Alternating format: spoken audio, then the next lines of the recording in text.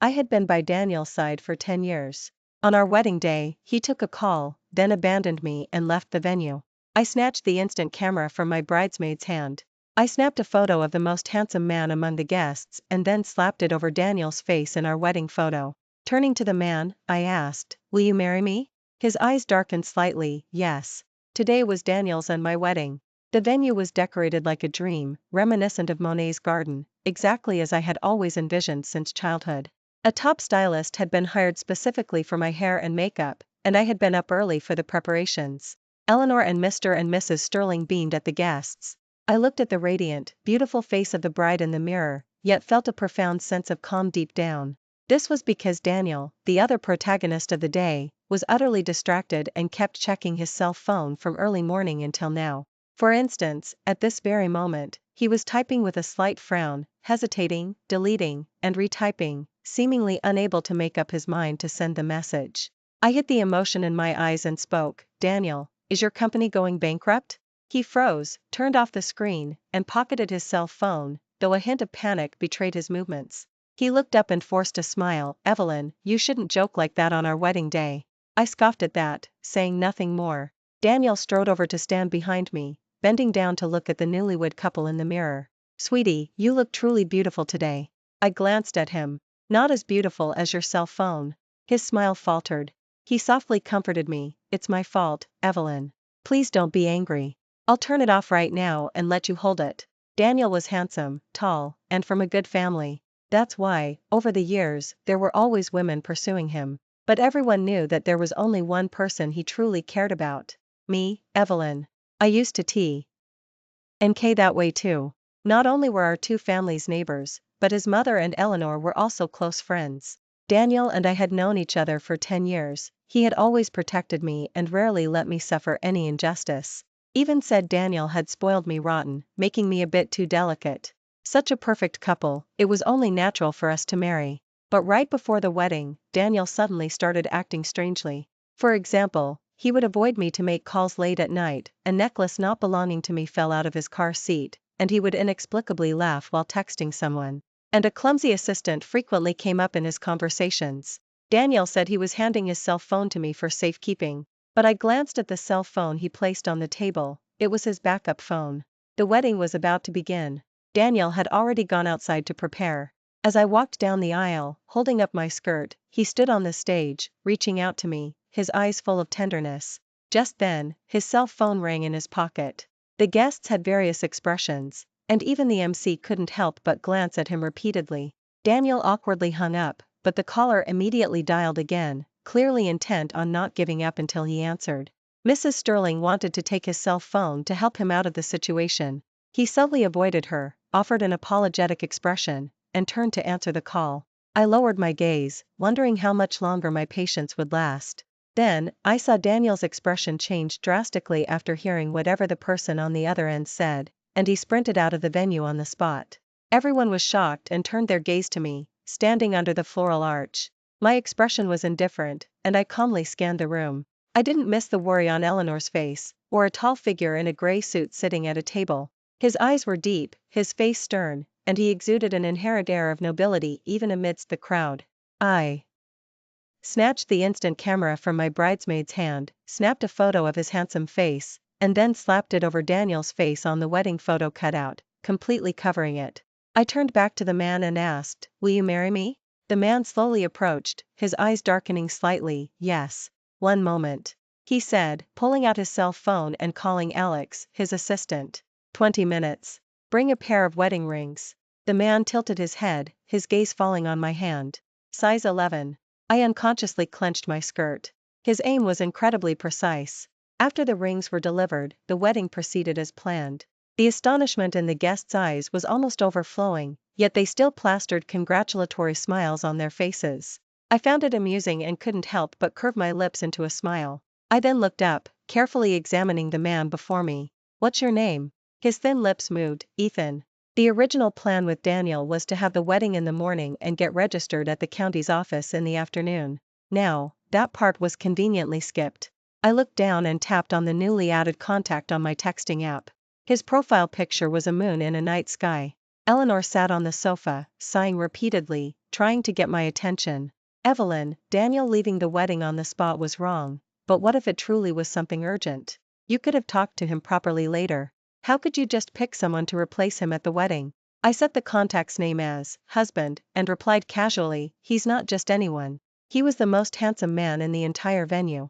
Eleanor thought back, distracted by my words, he certainly was. Then she immediately snapped back, her eyes wide. Evelyn, is that the point? You need to explain things to him right away and talk to Daniel properly. I scrolled through the album of photos with Daniel, deleting them one by one. Mom, do I look like a fool? Even if his company had Explo dead, he should have at least left a message. This was our wedding. Eleanor fell silent. Even for a date, abandoning someone without a word is quite outrageous, let alone for a wedding. Mr. and Mrs. Sterling's cell phones were practically blowing up, but Daniel hadn't answered a single call. No one knew what earth-shattering event had transpired. I met Daniel when I was 14. My parents were divorcing at the time. Eleanor and I moved to this upscale neighborhood, and the Sterling residence was right next door. We had looked at each other from a distance across the lawn in our yards, but we didn't exchange many words. Our real interaction began when I transferred to a new university and was stopped by some delinquents demanding protection money. Already seething with anger over my parents' divorce, and with them bumping into me, I naturally wouldn't miss this good opportunity to vent. Just as I was about to toss my backpack and stretch my muscles, a tall, slender figure stood in front of me. What kind of skill is it to bully a young girl? If you're so tough, come at me. A teenage girl, to some extent, always admires a hero. Although wasn't a great fighter, he tried very hard to protect me. At least I wasn't hurt in the slightest. At that moment, young Daniel's figure was etched in my eyes, his eyes bright and sincere in the sunlight. It made my heart flutter. That day, I helped a limping Daniel home. From then on, we gradually grew closer. Daniel was indeed an extremely considerate and gentle person. Every morning, he would carry a bottle of warm milk, tucked close to his chest, and place it on my desk when he arrived at school. Even though I had already had milk at home in the morning, he would cover me with his uniform jacket to block out the light when I napped at my desk. Though it usually just made me overheat and wake up. He would drive me whenever I went out, regardless of how busy he was. Even though my family had a driver. This trip down memory lane on LY made me more frustrated. Looking at it from another angle, he was at least very thorough in every aspect. Mrs. Sterling treated me like her own daughter, often inviting me to eat at the residence. She would also send new seasonal clothes and bags to our house from time to time. Plus, Daniel's handsome face certainly had some charm and made me look good when we went out. So, after graduating high school, it was only natural that we started dating. Friends often joked that if we broke up, they'd lose faith in love. At that time, Daniel held my hand tightly, his eyes filled with deep affection. Evelyn and I will never break up. I'll only love her in this life. We'll get married right after university graduation. Who knew that, at the very last minute, he would run off? Daniel's departure from the wedding was like he had vanished. Eleanor and Mr. and Mrs. Sterling eagerly awaited his return for an explanation. As for me, the very next morning, I went to the apartment Daniel and I shared and moved out my belongings. After packing my clothes, I looked around. Everywhere were traces of my careful decorating, and various ornaments I had made myself. The more I looked, the angrier I became. I bought a large trash bag from the store next door, packed everything inside, and threw it into the trash can downstairs. My cell phone chimed twice, a message from husband appeared. I'm free later. Convenient for us to go to the county's office? Through this message, I could almost see an elite businessman sitting in his office. His face taut, repeatedly editing his words, clicking send, then trying to act casual, but inevitably glancing at the screen now and then. Just like after the wedding yesterday, when he expressionlessly told me he had a company meeting, then turned and walked away awkwardly. His assistant even tried to cover for him. Ethan is getting married for the first time, he's a bit nervous. I gave a half smile. Oh, I'm getting married for the second time. BF. Where I met Ethan, I never considered myself to be particularly swayed by looks. But after meeting him, I found myself completely open to marrying a man I'd only just met. You can imagine how striking his face was. As I pondered this, another message came from husband. Ms. Vance wouldn't say yesterday's wedding doesn't count, would she? I'm not a casual man. Since we had a wedding, I hope Ms. Vance can give me a legitimate status, rather than letting me inexplicably become a used man. That was quite interesting. Ethan was a remarkable person. Smiling, I replied, see you at the county's office in half an hour. As soon as I stepped into the county's office, I saw his striking figure in the waiting area. His shoulders were broad, and his well-tailored suit made him look elegant and distinguished. He exuded the aura of a successful businessman. I looked down at my hoodie and jeans, which I'd worn for the convenience of moving. Never mind, I'd call it being approachable. Ethan, I greeted him. He looked up and nodded. Ms. Vance. Very polite, making us seem like a forced relationship that hadn't blossomed and wasn't at all familiar. I was about to find a topic to get to know him better when my cell phone rang. I pulled it out and raised an eyebrow. It was Daniel. So, he wasn't dead after all. Evelyn, I'm sorry, I really had an urgent situation yesterday. It was a matter of life and death, and I had no choice but to leave. My thumb stroked the diamond ring on my ring finger. When did you become a doctor? Do doctors get holidays? Are you busy saving lives even on your wedding day? Daniel choked on my words. Evelyn, don't be temperamental. I really was saving someone. Where are you now? I'll come find you and explain everything clearly. I turned to look at Ethan beside me. He met my gaze, then calmly looked away. I let out a silent chuckle. Getting married. A sigh came from the other end of the phone, his tone tinged with irritation. Evelyn, can you stop causing trouble? I shouldn't have walked out on the wedding day. But you only lost face. On the other side, it was a living human life. Which is more important? You should be sensible by now. I can't always treat you like a child. At first glance, it sounded reasonable, but after all his talk, I wondered. What kind of person required him, Daniel, to abandon everyone on his wedding day, leave without a word, and go save them? Thinking of the assistant he constantly mentioned, wasn't it obvious? So, I wasn't interested. Thus, I replied calmly, oh, you idiot. I decisively hung up and went to register our marriage with Ethan. Each of us received a marriage certificate.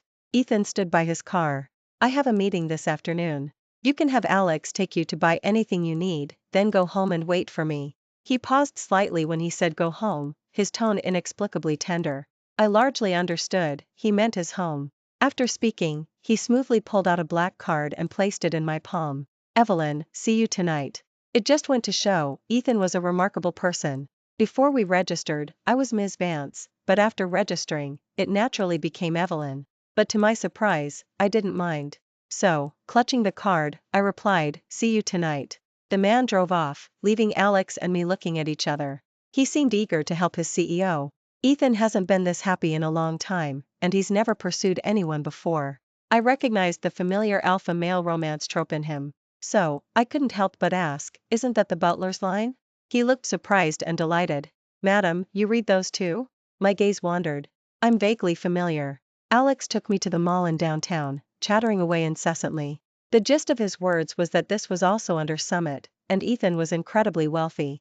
And incidentally, to badmouth Daniel a little. Although our CEO has many businesses and a busy schedule, he always makes time for his wedding and to have dinner with his wife.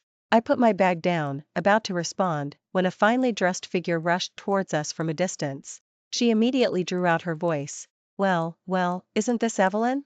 After being dumped by Daniel, you replaced him so quickly. She disdainfully sized up Alex, then scoffed, he doesn't look like much either. News certainly traveled fast. Listening to her acrid tone, I didn't even raise my eyes, stating directly, excuse me, Eleanor only had one child, and I don't make sisters with illegitimate daughters. She fumed, her words still sharp.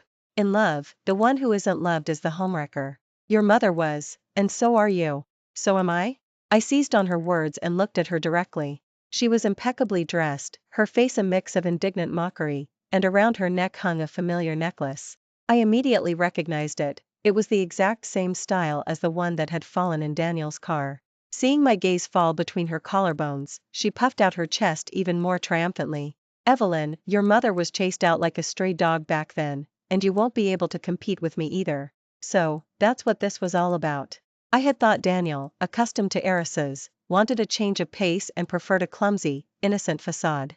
I didn't expect he was actually blind, falling for such a foolish and malicious woman. From the conversation, I could pretty much piece things together. The woman before me, Ava, was my half-sister. She was the child my father, who couldn't keep it in his pants, had with an outside mistress, only 5 months younger than me. Eleanor, upon discovering this, decisively divorced him and moved out with me. Ava and her mother, acting as victors, joyfully moved into the estate. And now, Ava was following in her mother's footsteps, working as a junior assistant at Sterling, and had managed to hook Daniel. I had never been particularly good-tempered. I couldn't stand seeing an undeserving person gloat. I stopped. Two university students passing by. Girls, is your ice cream cone matcha flavored? The two girls paused. Yes, we bought it over there. I offered them an apologetic smile, then snatched the cone. With lightning speed, I splattered it all over Ava's head and clothes. I'm borrowing this. Green tea and homewrecker go well together. Ava, with sweet ice cream stuck to her head and melting down her hair onto her face, shrieked in anger. Do you have any decency? Security. Get this crazy woman out of here right now. I shrugged. Sorry, my decency isn't extended to homewreckers. Then, turning to the two university students, whose desire for gossip was clearly on the rise, I said, let's go. I'll buy you new ice cream cones. Oh, and Alex, I'll leave the rest to you. Alex displayed extreme professionalism, putting on a calm smile, and called the mall management and security. This Lynn has rather poor morals and has offended the CEO's wife. From now on, she will not be entertained at any Summit establishment. Ava's face flushed crimson with fury, and she was frantically forced out. The more she cursed and yelled, the more people she attracted. When the onlookers inquired, they learned it was a homewrecker creating a scene and being escorted out. Someone quickly filmed it and posted it online, with the caption, "First time seeing a mall ban homewreckers. Summit is truly impressive." Someone commented below, "A moral beacon. Next time, ban the scumbags too." This incident gained Summit a good deal of public goodwill. That afternoon, Eleanor informed me that Daniel had come over, waiting for me with his parents. They said they wanted to give me a proper explanation. I sighed inwardly. What kind of explanation could he possibly give? But was persistent, so I had Alex drive me back home. Daniel sat in our living room, looking on anxiously. As soon as I walked in, he rushed to meet me. Evelyn, you're finally back. I settled myself beside Eleanor, straightening my back. Speak. Seeing that I was willing to listen, he thought there was a chance for reconciliation and quickly recovered from his earlier dejection. Mr. Sterling cleared his throat twice. Daniel has told us what happened. He was indeed anxious to save someone. We've already reprimanded him at home. You two should talk things over properly. I didn't respond. Daniel, feeling it was his turn to speak, stepped forward. Evelyn, it's Ava, my assistant at the company. I don't know when she developed feelings for me, but on the wedding day, she wouldn't stop texting me, pouring out her affection. I originally didn't want to respond, but she sent me a photo of herself on the rooftop and said she would jump if I didn't go. Daniel spoke sincerely, attributing his actions to a pursuer threatening her life. But if every pursuer resorted to such a desperate, suicidal tactic when their advances were rejected, would he have to deal with them one by one and never get married in his life? I found it amusing. So, you disappeared for an entire day yesterday, spending it with your admirer? Daniel also knew his behavior was inappropriate and quickly waved his hands. Ava and I have nothing going on. It's just that she was unstable and suicidal, so I had no choice but to stay by her side. As soon as she recovered, I immediately came to find you, didn't I? Her state was indeed quite good, she was even able to go shopping and mock people. Daniel observed my expression. Seeing I wasn't furious, he breathed a sigh of relief. Evelyn, now that we've talked it over, let's see when we can reschedule our wedding. I smiled faintly. Yes, we've talked it over, but I don't think we'll need another wedding. After all, Daniel, your charm is overwhelming. Who knows, next time another admirer might threaten to jump into the sea. Daniel's face turned green from my barb, and his tone hardened. Evelyn, stop messing around. I shouldn't have walked out on the wedding day. I glanced at Mr. and Mrs. Sterling, sitting upright. My words had also made them subtly disapprove. I didn't mind and cut straight to the point. I saw your assistant at the mall today. Ava, that's her name, right? She came up to me and bragged, saying that in love, the one who isn't loved is the homewrecker. You're already causing such a mess before we're even married. If we were married, you'd disgust me to death. Upon hearing the name Ava, Eleanor's face darkened, and she sharply declared, this marriage is off. There's no need to discuss it further. Mr. and Mrs. Sterling, please leave. The family didn't understand why Eleanor had suddenly turned hostile, but they couldn't lose face either and departed unhappily. Daniel even glowered, saying sinisterly, our family has taken care of yours for many years, Evelyn. Don't you dare regret this. I rolled my eyes.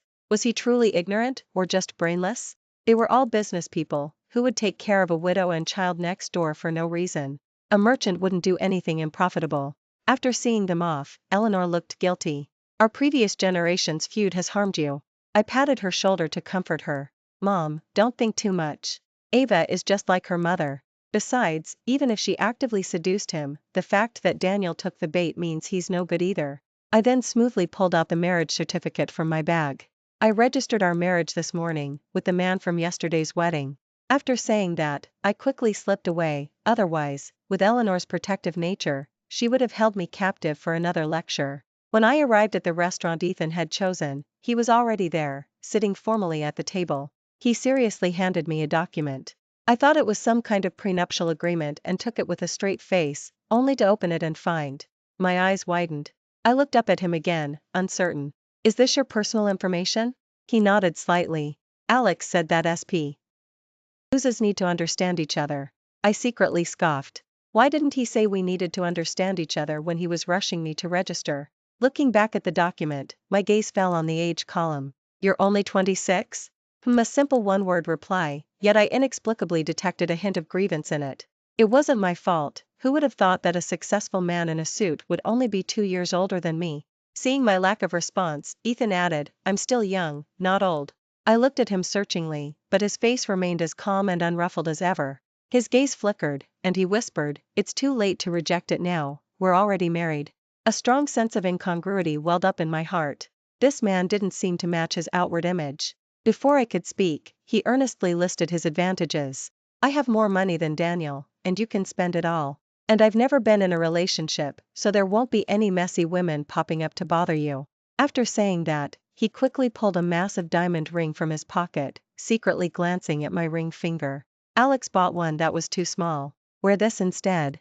I suddenly broke into a bright smile. Okay. After spending some time getting to know Ethan, I saw Daniel again at the family gala. I ran into Daniel and Ava at the entrance. Ava's arm was linked in his. Daniel immediately blocked my path. Evelyn, what are you doing here? Today is grandfather's milestone birthday celebration, so don't cause any trouble. Whatever it is, I'll deal with it when I get back. I was utterly confused. I resisted the urge to roll my eyes and tried to remain calm. I'm here for the gala. Please move aside. The man in front of me suddenly looked disappointed. Evelyn, Ava told me everything. You're Richard's illegitimate daughter. No wonder you never talked about your father with me. I won't marry you. You should leave quickly. Causing a scene in public won't benefit either of us. He was speaking Chinese, but put together, I almost didn't understand it. I looked at Ava, then at Daniel, and laughed in exasperation. She said I'm an illegitimate daughter? Daniel mistook my reaction for shame at being exposed. Anyone with eyes can see. How else could you and your mother suddenly live in an upscale neighborhood? Richard was surprisingly generous to his mistress. He said earnestly, Ava, as a legitimate heiress of Vance, knows she needs to go out and find a job to hone her skills. But you, as an illegitimate daughter, are idle all day, only seeking pleasure. Evelyn, out of consideration for all our years of friendship, I'll remind you of something. Ethan's newlywed wife absolutely despises mistresses. She even banned homewreckers from the mall. Take advantage of the fact that no one knows you're an illegitimate daughter yet, and leave immediately. I chuckled at that, then looked playfully at Ava. It seemed she hadn't told Daniel everything about the mall incident. Ava felt a pang of panic under my gaze, but she tried to act composed. Evelyn, don't think that just because you teamed up with Ethan's assistant, you can freely enter high-class venues like this. I curved my lips into a smile. You're right. They both visibly relaxed. One thought he had convinced me, the other thought she had guessed my relationship with Alex. Daniel put on a triumphant expression. You should leave. Before he could finish, Ethan walked over and put his arm around my waist, his voice gentle. Why aren't you inside yet? Looking at Daniel's instantly frozen face, I feigned innocence. I was blocked by a whining dog. Ethan's brows furrowed slightly. He looked at Daniel as if in thought. Are you from the Sterling family? His eyes softened as he turned his head to me. Allow me to introduce you.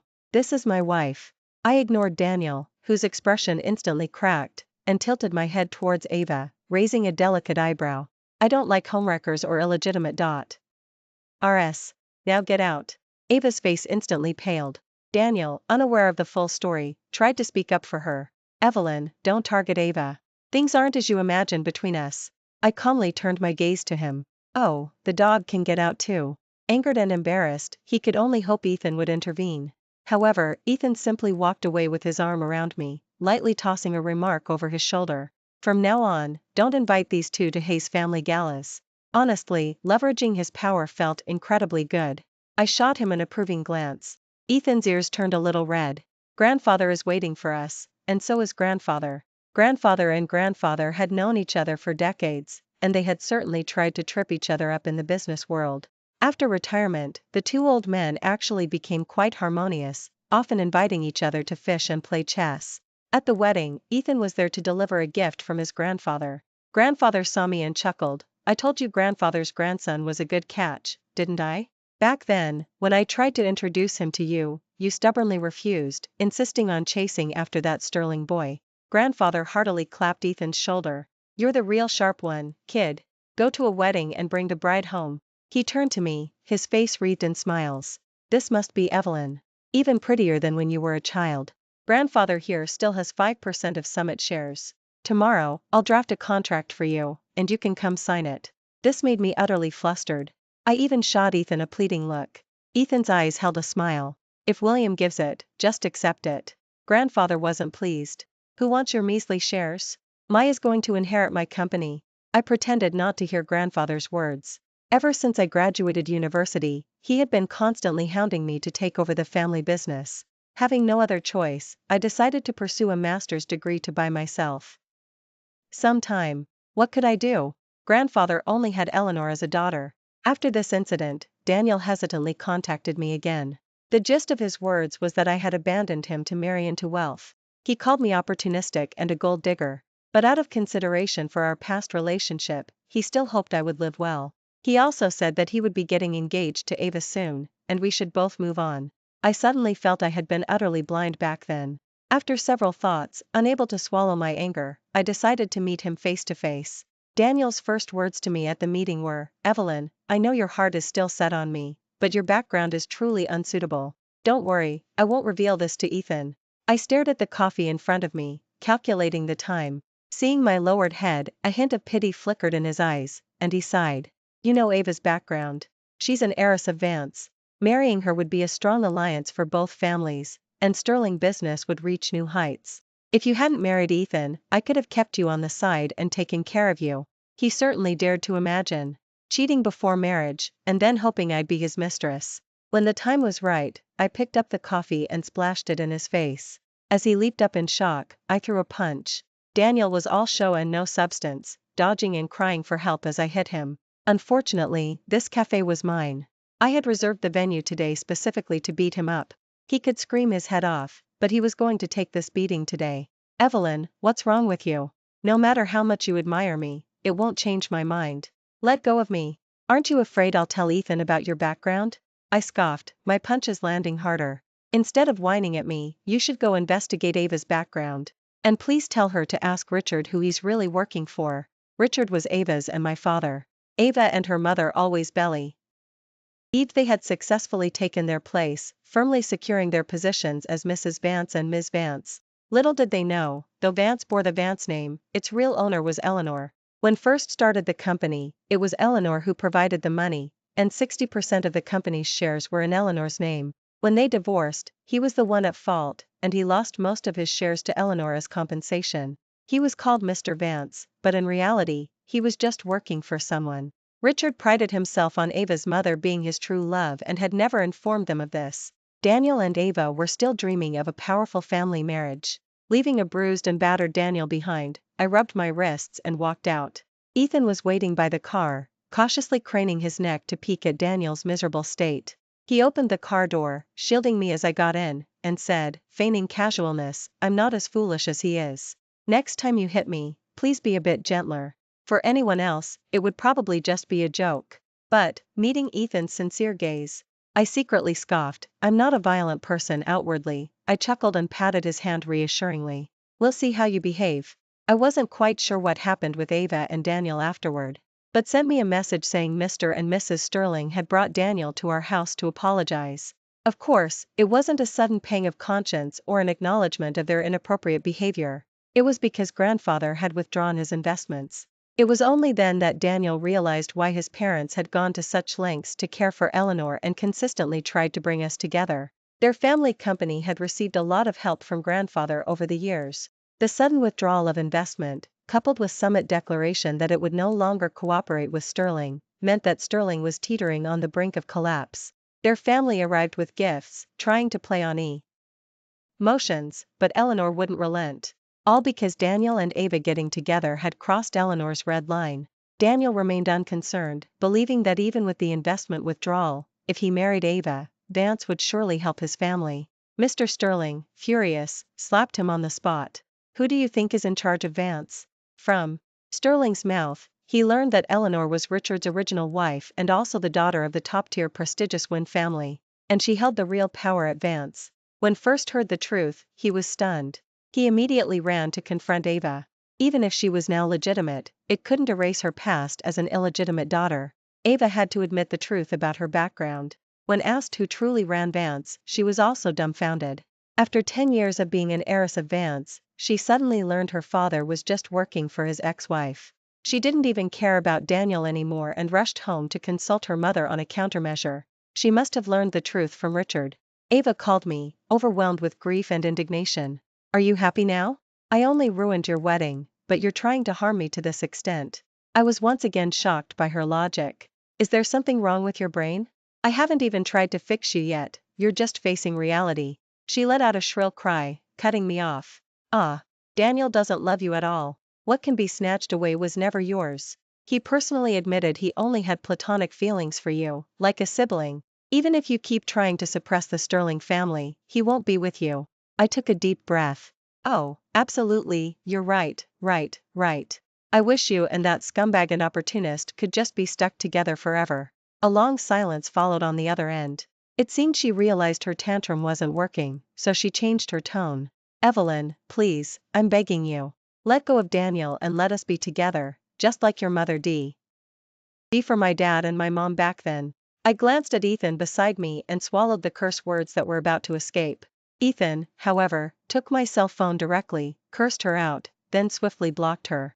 I was shocked by his vocabulary and marveled that he was indeed not a typical alpha male CEO. The man nonchalantly fiddled with my hair and asked, "Do you need my help?" I shook my head. This minor issue didn't require his intervention. I'd just have Eleanor pressure Richard to rein in Ava another day. But I didn't even get a chance to ask Eleanor for help. Daniel sought me out. He was waiting for me outside the university gates, looking significantly more haggard than the last time I'd seen him. "Ava and I broke up." I just said oh and prepared to walk past him. He stepped forward, blocking my path, then opened the car's trunk, which was filled with roses. He knelt on one knee. "Evelyn," he pleaded, "please give me another chance. This time, I'll definitely give you the perfect wedding you deserve." I looked at the students gawking around us, dodged him, and frowned deeply. "Are you out of your mind?" I snapped. "I'm married. Evelyn, I know you don't love him. You only married him to spite me. I truly know I made a mistake. I was blind and fell for Ava's tricks. She infiltrated my company just to steal me away and hurt you. I shouldn't have believed her words and misunderstood you." He spoke with deep emotion, tears welling in his eyes. "After you left," he said, "I realized I couldn't live without you. Ava was just a fleeting novelty. It's you I love." The disdain radiating from me was almost palpable. He couldn't possibly think his confession was touching, could he? "Daniel, the moment you abandoned me on our wedding day was the moment there was no us anymore. You claimed that after our breakup, you had some epiphany that I was your true love, but really, you just found out about my background and how much of your current success is due to my family's influence. Come to think of it, it was only after getting away from you that I realized our time together was just a habit. I'm very satisfied with my current partner and I'm very fond of him. I hope you won't bother me again in the future, otherwise Sterling won't just be facing its current predicament." After I made myself clear, Daniel either finally gave up or was afraid his company wouldn't survive. In any case, he didn't bother me again. However, my peace didn't last for more than 2 days. The video of Daniel proposing to me outside the university went viral. It turned out that Ava was live streaming with a prenatal report, crying and accusing me of interfering in their relationship. She even released a lot of secretly taken photos of Daniel and me meeting. The online community, unaware of the truth, genuinely thought they had juicy gossip and started typing furiously to voice their opinions. Some even dug up my university's name, went to the university's official website to hurl insults, and demanded my expulsion for improper conduct. I made some inquiries and found out it was because Daniel didn't plan to marry her. She went to the residence with the child to threaten them but was kicked out by the Sterlings. Mrs. Sterling was furious just looking at her. She and Mr. Sterling had planned for 10 years for their son to marry the granddaughter of a powerful figure, but it was all ruined by a suddenly appearing illegitimate daughter. Although Enterprises was on the decline, it was still much better than Richard, who worked for his ex-wife. Seeing that her hopes of marrying into wealth were dashed, Ava decided to manipulate public opinion. Although she was stupid, her constant antics were truly annoying. I immediately exposed her call records with me and a video of her mocking me about being kicked out of the mall. In it, you could clearly hear her admitting to interfering in someone else's relationship, showing no shame, and claiming that the one wasn't loved was the actual homewrecker. Also included was surveillance footage of Daniel explaining things at the estate, and of Ava threatening to commit suicide on our wedding day to stop the ceremony. Summit quickly issued a legal letter. Regarding the online rumors targeting the wife of our group's CEO, we will pursue every single claim to the fullest extent of the law. Grandfather's company also released a statement, who dares to tarnish the reputation of our future CEO? The internet instantly erupted in a frenzy. Hashtags like hashtag Evelyn S. background, hashtag who stole my rich kid life, and hashtag Summit Enterprises CEO started trending online. Online community members also used recordings to dig up Ava's birth mother's history of being a homewrecker. Back then, she had been involved with several prominent CEOs, eventually deceiving my father and successfully gaining her position. Richard's supposed true love turned out to be a professional opportunist. He was so enraged that he immediately filed for divorce and disowned Ava, his daughter. Sterling saw its stock plummet due to Daniel's scumbag actions. With Henry's earlier withdrawal of investments already straining their financial chain, this time, there was no way to recover. Ava and her mother lost their support system and were kicked out of the house. Meanwhile, I was leisurely lying in Ethan's arms, watching him, with his authoritative CEO look, researching online how to be a good husband. Thank you for watching today's story. If you enjoyed this video, please give it a like and share it with your friends. We look forward to hearing your thoughts in the comments. Feel free to share your perspectives, and don't forget to subscribe to our channel for more exciting stories. See you next time.